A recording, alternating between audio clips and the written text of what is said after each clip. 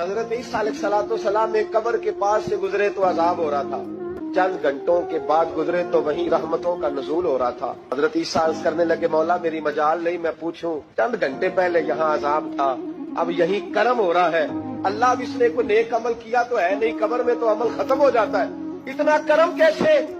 तो रब करीम ने फरमाया बंदा बड़ा गुनाहगार था, पापी था, सजा का हकदार था, पर जब इंतकाल इसका हुआ तो बीवी उससे पहले हामला थी। इसके इंतकाल के 2-4 महीने बाद बच्चा पैदा हुआ, फिर उस बीबी ने बच्चा पाला।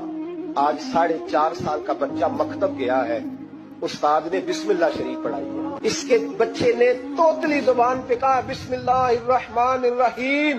तो मुझे हया आई है, इस बेचारे को भी लफ्ज नहीं अदा करने आते, जमीन पर बैठकर ये तोतली जुबान से मुझे रहमान और रहीम कहे और मैं इसके बाप को सजा दूं। बस बच्चे ने एक दफा बिस्मिल्लाह पढ़ी है, मैंने बाप के सारे गुनाह माफ फरमा।